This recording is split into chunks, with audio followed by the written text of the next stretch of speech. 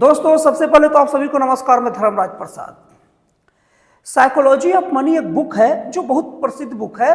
उस बुक का एक स्टेटमेंट मुझे बहुत पसंद आता है। एक सेंटेंस है जो है कि दुनिया का कोई भी चीज उतना बेकार नहीं होता जितना हमें दिखता है, और दुनिया का कोई भी चीज उतना अच्छा भी नहीं होता जितना हमें दिखता है।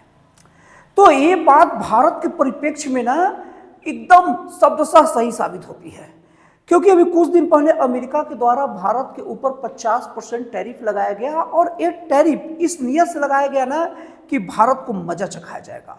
और अमेरिका द्वारा बाकायदा कारण बताया गया कि आप रसिया के साथ ट्रेड कर रहे हैं और रसिया को इस तरीके से इकोनॉमिकली फायदा पहुंचा रहे हैं, और इसके दंड स्वरूप आपको ऊपर टैरिफ लगाया गया है। और ये टैरिफ दो किस्त में लगाया गया। पहला टैरिफ तत्काल लगाया गया और दूसरा टैरिफ 27 सितंबर 2025 को दूसरा 25% जोड़ के, सॉरी बताने में गलती हो गया, 27 अगस्त 2025 को सेकंड टैरिफ लगाया गया। 25% जोड़ के टोटल कर दिया गया 50%। और इसके बाद अमेरिका का ये मानना था कि इससे भारत टूट जाएगा और भारत रसिया से व्यापार बंद कर देगा।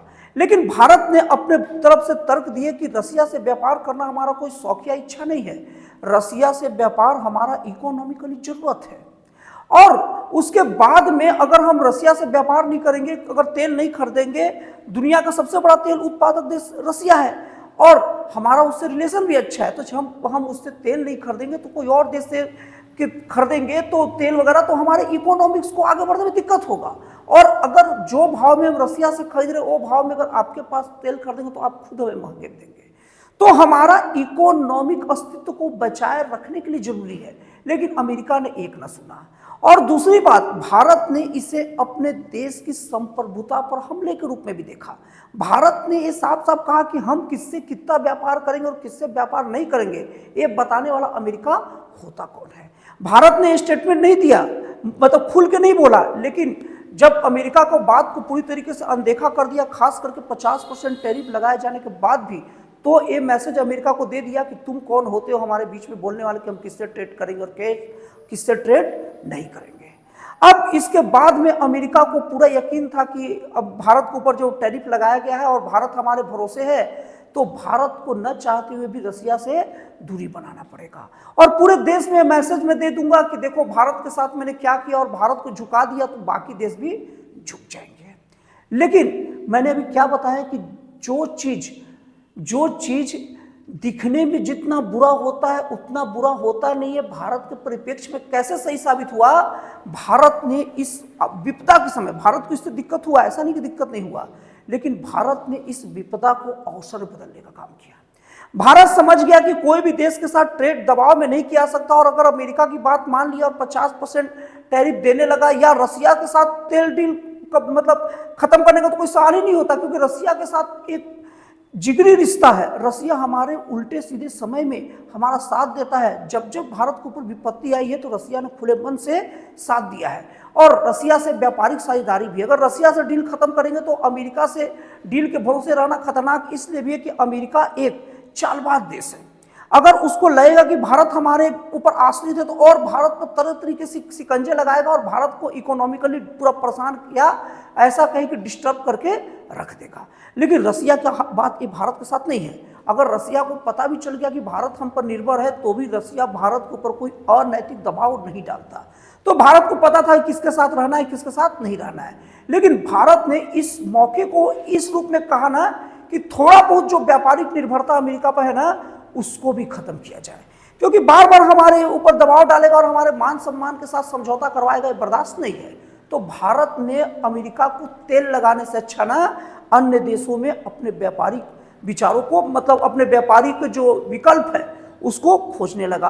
और यही खोजते खोजते गल्फ कंट्री हो, ऑस्ट्रेलिया हो, हांगकांग हो, वो सब देशों से बात करने लगा और सार्थकता दिखी भी। और अमेरिका था ना इस गुमान में बैठा था कि भारत टूटेगा और दुनिया के सामने मैसेज दूंगा। लेकिन कहा जाता है कि अगर कोई भी देशों से अगर आप व्यापारिक रिश्ते खत्म करते हो तो केवल वो देश को फर्क नहीं पड़ेगा, आपको ही फर्क पड़ता है। भारत अगर आपको एक सामान्य टैरिफ पर आपके व्यापारियों को अगर माल प्रोड्यूस करवा रहा है और भारत कभी भी अमेरिका को माल प्रोड्यूस कराता है तो भारत के व्यापारी बात जानते हैं कि वहाँ हमें क्वालिटी वाला माल देना पड़ेगा, और क्वालिटी वाला माल का मतलब होता है बहुत मिनिमम रेंजिंग, कम से कम मार्जिन। मार्जिन का मतलब होता है कि कम से कम कमाई हो। जैसे कि अगर कोई सामान, अगर उसके पास 2 रुपये भारत को लागत है, कोई सामान का 100 रुपये भारत को लागत है तो वो 102 में ही दे देगा पूरा टैरिफ काट पीट के। और ये इच्छा रहेगा व्यापारियों को ना कि क्वालिटी युक्त सामान देंगे ना तो हम 1000 सामान बेच के हम 1000 कमा लेंगे, लेकिन हम लोग क्वालिटी के साथ समझौता नहीं करेंगे और रेट भी नॉर्मल रखेंगे। अब जब टैरिफ 50% बढ़ गया तो जाहिर सी बात है कि अब भारत की कंपनियां जो 100 रुपये में 2 रुपये कमा के 102 में दे रही थी, तो अपने जेब से तो कम से कम 50 रुपये नहीं देगा, क्योंकि 50% टैरिफ अमेरिका लगा रहा है। और अमेरिका के व्यापारियों को भी एक था कि उसे बहुत सस्ते रेट पर एक क्वालिटी युक्त सामान मिल जाता था। वहाँ की कंपनियां इस भारत के भेजे गए सामान को कच्चे माल की तरह उपयोग करके और अलग अलग तरीके से विनिर्माण करती थी और उसको अन्य देशों में भेजकर उससे प्रॉफिट कमाती थी। तो उन कंपनियों को भी दिक्कत होने लग गया और वो कंपनी भी टैरिफ को अपने रेट के साथ बैलेंस करने के लिए तैयार नहीं थी, क्योंकि उन कंपनियों को भी दिक्कत होता, क्योंकि वो कंपनी भी जो दूसरे देश में जो माल भेजते थे ना, वो भी एक नॉर्मल रेट, एक नॉर्मल मार्जिन पर भेजते थे। तो इस तरीके से अमेरिकी व्यापार भी गड़बड़ाया और अमेरिकी व्यापारी भी ट्रंप के पीछे पड़ गए, दबाव डालने लगे, कर क्या रहे हो, हम लोग का घाटा लग रहा है। अब अमेरिकी राष्ट्रपति डोनाल्ड ट्रंप नरम पड़ते दिखे, कभी इधर से भारत को तारीफ करना, कभी 17 सितंबर को नरेंद्र मोदी जी को बर्थडे के दिन सुबह सुबह फोन कर देना, बहुत सारी बातें हुई और ये कहने की कोशिश करके भैया भारत को कि आप थोड़ा सा झुको तो हम पूरा टैरिफ गिरा देंगे, 15% कर देंगे, 10% कर देंगे, पूरा देश में मेरा इज्जत फंसा है भाई। लेकिन भारत समझ गया कि अमेरिका का अब गले मेरे हाथ में आ चुका है गला, अब अमेरिका को थोड़ा सा मजा चखाते हैं। अब अमेरिका छटपटा रहा है, तड़प रहा है, लेकिन अमेरिकी जो दबाव, अब तो अमेरिकी दबाव नहीं रहा, अब अमेरिका नील डाउन कर चुका है, घुटने टेक चुका है, लेकिन बस इजहार नहीं कर रहा है। जैसे कहते हैं ना, हाले दिल का जो इजहार है वो बस नहीं कर पा रहा है। और भारत कह रहा, तू जब तक इजहार नहीं करोगे ना तब तक हम इधर कुछ भी नहीं करने वाले। और भारत अब अलग अलग देशों में व्यापार बढ़ा लिया और भारत को अब फायदा दिखने लगा है और बहुत ज़्यादा चांस है अगर अमेरिका भारत की ओर झुक गया तो पूरे विश्व में साफ साफ मैसेज जाएगा कि भारत को झुकाने वाला भी कोई देश है और अमेरिका का वैल्यू तो गिरेगा, लेकिन सारा अमेरिकी वैल्यू भारत की ओर शिफ्ट होगा और भारत इसी ताक में अब लगा है।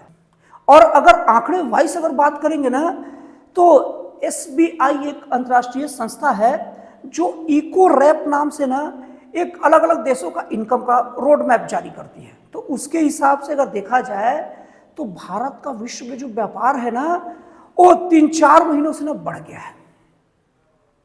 पहले भारत का व्यापार होता था 214 अरब डॉलर, लेकिन अब वो 220 अरब डॉलर पहुंच चुका है। मतलब 2.9% का व्यापार बढ़ चुका है, निर्यात बढ़ चुका है। और अमेरिका के साथ भी हालांकि व्यापार 45% होता था, मतलब 45 अरब डॉलर होता था तो ठीक है, लेकिन अभी उसमें सितंबर माह में कमी आ गई है। लेकिन अगर अमेरिका का बात किया जाए तो अमेरिका जो व्यापार होता था, अमेरिका के साथ जो व्यापार है 15% घट गया है। और दूसरी चीज ये हो गया ना कि जो ऑस्ट्रेलिया और हांगकांग के साथ जो भारत का जो व्यापार होता है, जो माल डायरेक्ट भारत अमेरिकी व्यापारी भारत से खरीदते थे, अब हांगकांग और ऑस्ट्रेलिया के रास्तों अमेरिकी व्यापारी महंगे रेटों पर सामान खरीद रहे हैं। जैसे भारत का जो सामान होता था उसका जो कीमत था वो कीमत जो भी रहता था, जैसे 100 रुपये 102 में लिए अमेरिकी व्यापारी, लेकिन अब घुमा फिरा कर ऑस्ट्रेलिया ले रहा है और वो 2% 4% कमा रहा है और वो अमेरिकी व्यापारियों को बेच रहा है। तो अमेरिकी व्यापारी को वही सामान 119 रुपये 120 122 रुपये में पड़ रहा है। और इसका प्रमाण ये है कि अभी जब से भारत पर 50% का टैरिफ लगा है, हांगकांग 1% बस व्यापार करता था अमेरिका के साथ, वो 2% वृद्धि हो गई है। और ऑस्ट्रेलिया का व्यापार में 2% पहले व्यापार होता था ऑस्ट्रेलिया के साथ, जो 9% बढ़ गया है। और भारत के साथ ऑस्ट्रेलिया हांगकांग दोनों का व्यापार बना है। मतलब जाहिर सी बात है भारत से माल ये दोनों खरीद रहे हैं और बिचौलिए बन के उसको बेच रहे हैं। तो इस तरीके से उन दोनों तो कमा ही रहे, ऑस्ट्रेलिया हांगकांग, और भारत को फर्क पड़ नहीं रहा और अमेरिकी व्यापारी भर रहे हैं। तो इस तरीके से कहा जा सकता है कि ये जो नियम है वो अमेरिका के लिए निश्चित तौर पर एक परेशानी का सबक बना है और अमेरिका झुका तो भारत की वैल्यू बढ़ेगी। तो दोस्तों इस तरीके से देखा जाए तो ये भारत के लिए बहुत अच्छा संकेत है। तो आपको वीडियो कैसा लगा कमेंट करके जरूर बताइएगा। तो फिर मिलते हैं अगले वीडियो में एक जन कल्याणकारी और एक राष्ट्रवाद से प्रेरित नए विचारों के साथ।